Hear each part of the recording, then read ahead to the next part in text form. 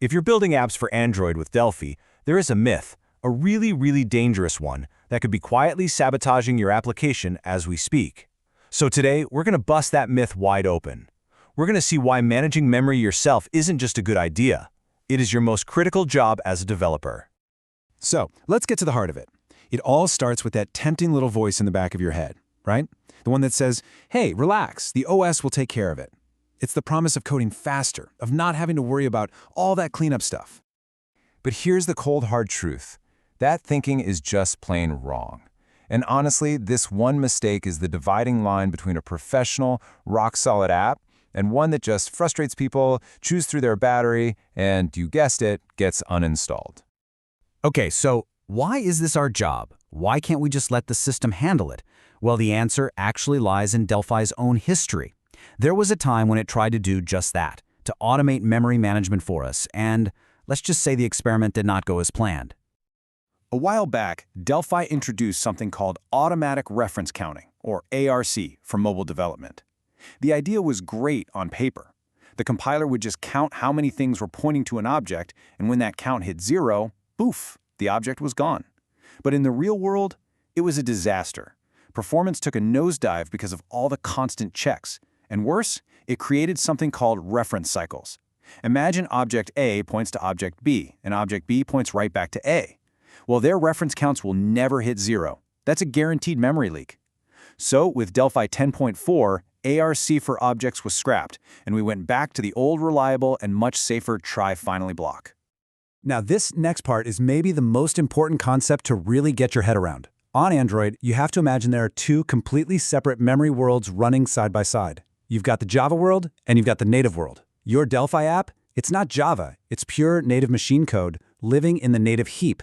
And that means Android's famous garbage collector, the thing that automatically cleans up the Java world, is completely blind to what your app is doing. It can't see your objects, it can't touch them, it doesn't even know they exist. So, how do these two worlds even talk to each other?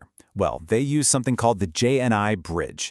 Think of it like this. Every time you create a Delphi object, a sort of twin object gets created over in the Java world. To stop the garbage collector from trashing that twin by mistake, the JNI bridge puts a virtual sticky note on it that says, hey, hands off, this is in use. But what happens if you forget to free your Delphi object? That sticky note never gets taken off. And the result? The garbage collector just sees a bunch of objects that look like they're being used, but they're actually just zombies. The Java world starts filling up with garbage that it is physically unable to clean up. And the problem gets worse, a lot worse. When you don't free your memory, it's like you're poking a sleeping bear. You're waking up these powerful enemies that live deep inside the operating system. And trust me, they do not send friendly warning messages. Let's meet enemy number 1, the most feared of them all, the low memory killer, or LMK. The best way to think about the LMK is like the bouncer at the OS nightclub. You know, the huge guy who doesn't talk, doesn't negotiate. If your app starts grabbing memory and never, ever lets it go, you are basically painting a giant target on its back. The LMK sees you, and you become public enemy number 1. And for your user, the experience is awful. The app just vanishes, closes, no warning, no error message, just gone. Next up is a much sneakier enemy, fragmentation. See, our native heap can't just tidy itself up like the Java heap can. So if we keep creating and forgetting objects of all different sizes, our memory starts to look like a block of Swiss cheese. It's just full of holes. And here's the crazy part. You could look and see you have, say, 100 megabytes of free memory total. But if you then try to create a single large 10 megabyte bitmap and there isn't one continuous block that big, your app crashes, out of memory, even when you have plenty of memory to spare. And finally, there's the silent thief, battery drain. Every single object you fail to release, every little bit of memory that becomes a zombie, it all adds up. It forces the CPU to do extra work, it creates system overhead, and all that wasted energy translates directly into draining your user's battery. Your really useful app has now become a power-hungry pest. Okay, not all sounds pretty serious, I know. But we are not defenseless here. Not at all. It's time to open up our arsenal and see exactly how we fight back against these memory ghosts. Our first and most important line of defense is the golden rule, the try finally block. You should think of this as the seatbelt of Delphi development. It is non-negotiable. Every single object you bring into existence with create must have its free cost safely tucked away inside a finally block. And this is exactly why it's so powerful. Using this pattern guarantees, absolutely guarantees, that even if something goes wrong, if an error pops up somewhere in your try block, the memory will be freed, period. That finally block is going to execute no matter what. Now, if you want an extra layer of security, you should be using free and nil. What this does is it not only calls free on your object, but it then immediately sets your variable to nil. Why is this so great? It prevents a really nasty bug called a dangling pointer, which is when your code accidentally tries to use an object that's already been freed. That's a one-way ticket to a crash. Free and nil just wipes that risk off the table. But what about the leaks that are already hiding in your code? How do you hunt those down? Well, we've got a whole toolkit for that. The most basic thing you can do is just enable report memory leaks on shutdown in your project. It'll give you a few hints when your app closes.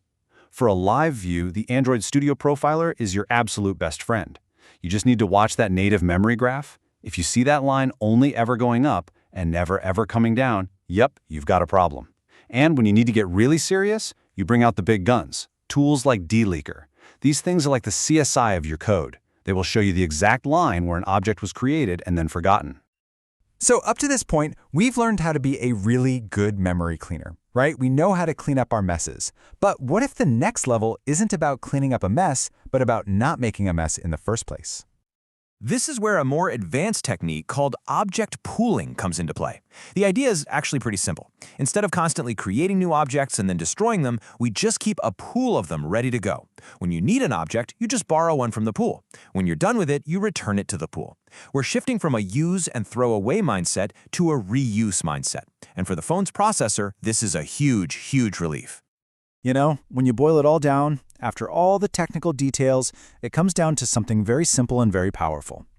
There is a direct, straight line between writing clean, leak-free code and the battery life of a person's phone. Every single free you write, every object you release correctly, it literally translates into more minutes, maybe even hours, of battery life for the person using your app. That's a real, tangible impact on someone's day. And that leaves us with one final thought to chew on. We spend so much time getting good at destroying objects correctly, but what if the real goal wasn't to be the best object destroyer, but to become a master of recycling? How would that one little shift in thinking change the way you design your entire application? The answer to that question might just be the secret to building the next generation of high-performance apps.